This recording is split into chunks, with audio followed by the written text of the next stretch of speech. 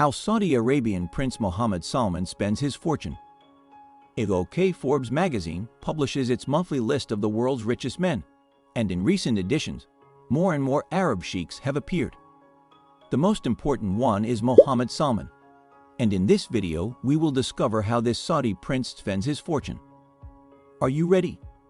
Before we begin, I invite you to subscribe to the channel, like the video and turn on notifications so you don't miss a video. Now let's get started. Artworks. One begins to wonder, what could I buy as a gift for someone who is filthy rich? At the top of our list is the painting called Salvator Mundi, the most expensive painting in our history. This magnificent work was done in the 15th and 16th centuries by none other than the Italian Renaissance artist Leonardo da Vinci, who, like Mohammed, didn't know where to draw the line with the gifts he was born with. The Salvator Mundi toured in 2017, where it was displayed in exhibitions in Hong Kong, San Francisco, and New York. During its exhibition in New York, it was purchased by the Saudi Minister of Culture, the Prince, for $500 million. Cars. It's safe to say that Mohammed bin Salman likes to put an extra layer on all his stuff, whether it's a $500 million painting or just extra gold plating on his fleet of cars, like his gold-plated Bugatti Veyron Grand Sport. This car costs $12.5 million, and the Grand Sport has been recognized as one of the fastest road cars in the world with a speed of 431 kilometers per hour and an impressive acceleration from 0 to 100 kilometers per hour in 25 seconds.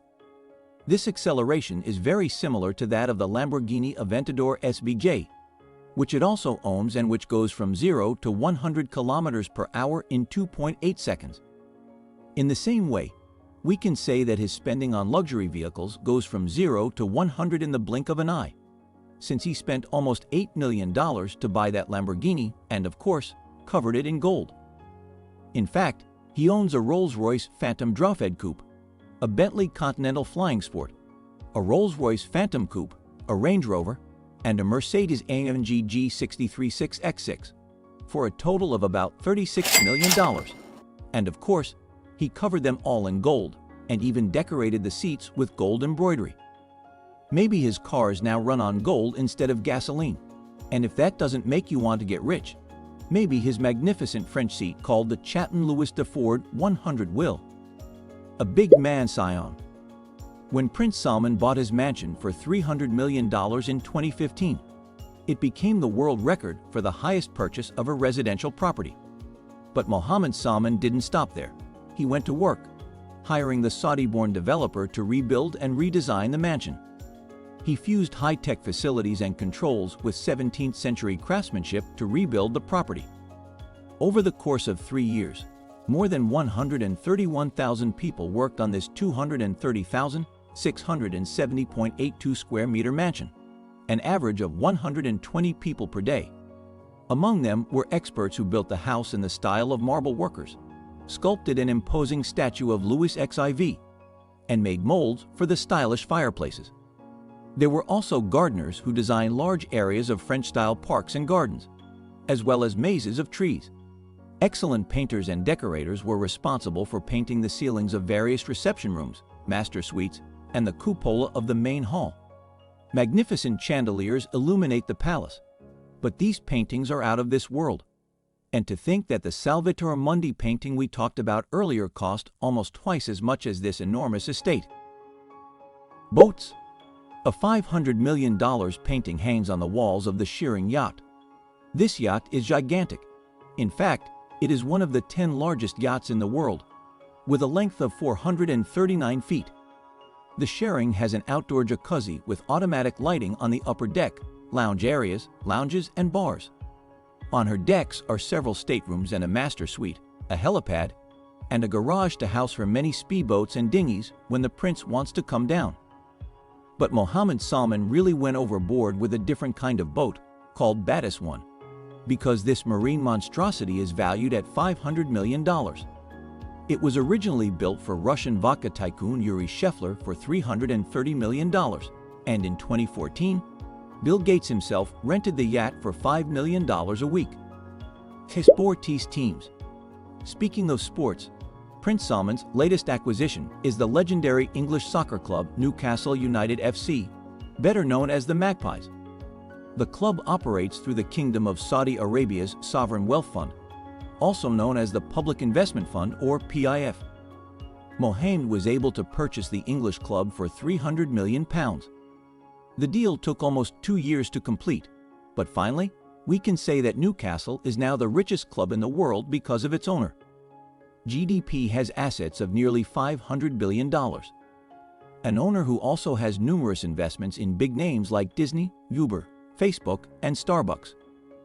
For perspective, the second richest owner in the entire most popular and profitable sport in our history is Manchester City Football Club, whose owner, Sheikh Mansour, is worth $20 billion. Many have seen this acquisition by Mohammed bin Salman through PIB as a way to diversify his oil-only sovereign wealth fund, as PIB already invests in major companies that have brought its assets to $500 billion. Football is an investment that cannot be ignored, and more billionaires have joined the party. For example, Russian-Israeli oligarch Roman Abramovich and billionaire Andrea Agnelli and his family own 2 of the biggest clubs. More recently, the wealthy in the United States have set their sights on developing and investing in the sport in their region as well.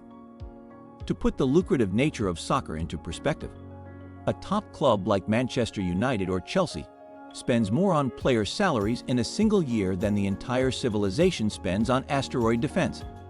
It's big business for the Magpies, but it's also big business for Prince Mohammad Salman. Projects tease.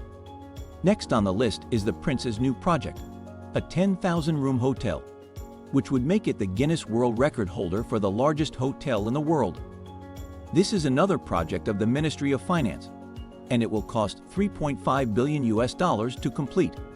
It is one of the most impressive and audacious mega projects currently underway in the world, and is also part of Mohammed's plan to diversify his country's economy.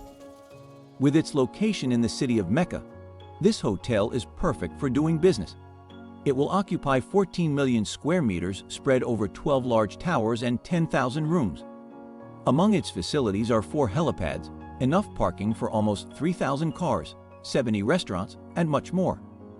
A night here will cost $5,000, and guests will be able to enjoy services such as the gym and wellness centers, spas, massages, luxury car rentals, fresh and thermal water baths, scrubs, saunas, swimming pools, and much more. Prince Salman also commissioned London-based architects and interior designers, Arabian Hospitality Company, to create something special for the royal family. The first 5 floors of the hotel are reserved and designed to the taste of Mohammed bin Salman and members of the royal family whenever they choose to visit.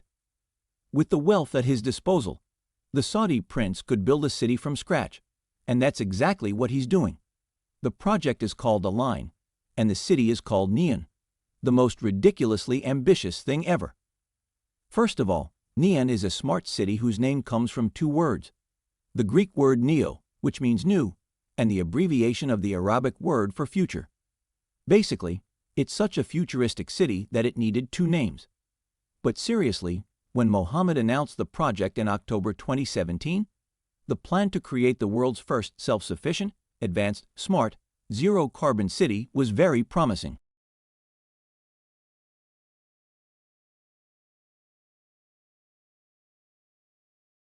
And in case you didn't know, it has a $500 billion budget for completion. This is real. You can look it up. It will be 3 times the size of New York City, and it will be designed so that everything you need will be within walking or biking distance because, as you know, there will be no cars or even traditional roads.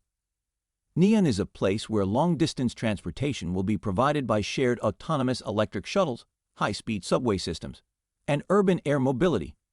Not to mention that the seaport will be the first fully automated seaport. In addition, Neon's airport experience will be seamless from the boarding gate to the departure gate.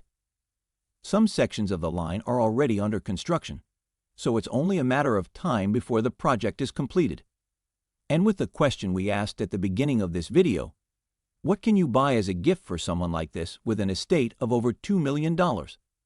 Tell me in the comments below if you have any wrong answers, because the reality is we may never know. That's it for today's video. If you enjoyed it, Don't forget to like and subscribe to the channel. Also, be sure to turn on the notification bell so you don't miss any new videos. See you next time.